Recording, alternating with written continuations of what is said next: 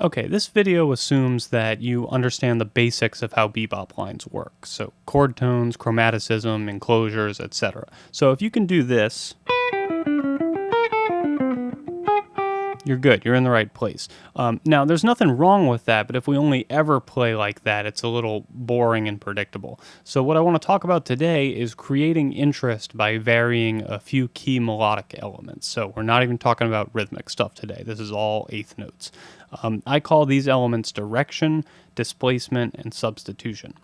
So direction is simple. We can control the general contour of a line or phrase, whether it goes up or down, without changing the harmonic content or anything else. So let's say we have this stock phrase that we'll call down, up, down, up.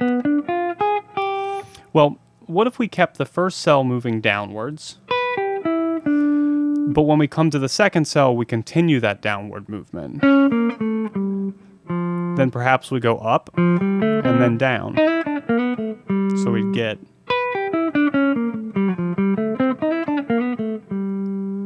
cool. Let's do another. Let's start with up, then down, then down, then up.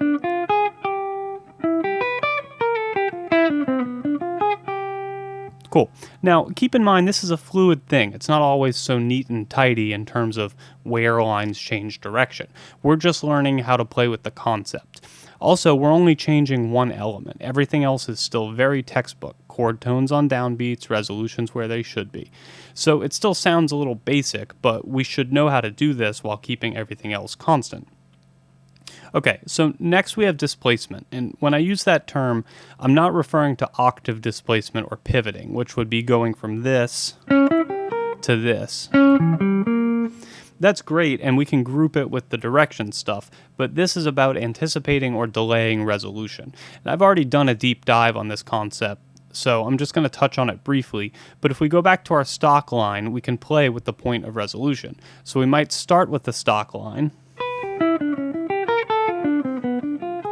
but end up with something like this.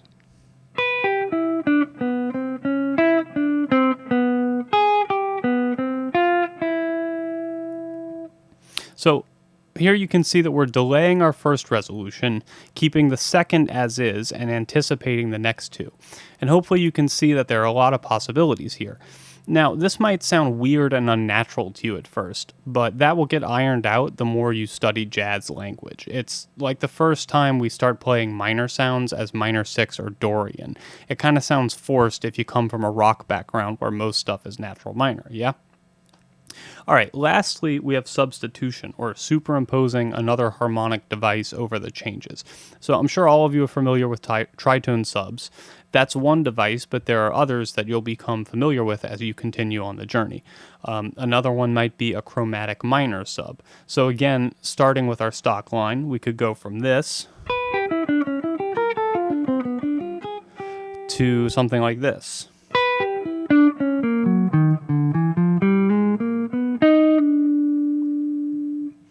Now, again, everything else is textbook, no displacement or anything, one element at a time. Now, when you're feeling comfortable with your ability to control each of these elements independently, try to create lines that combine them. So a cool one might be something like,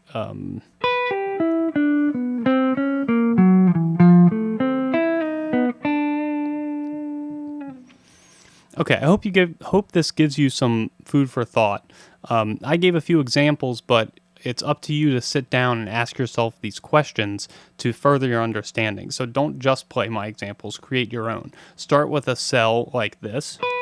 And when you get to that point, ask yourself, how would I delay this resolution? How would I go up or go down? What other harmonic options do I have at my disposal?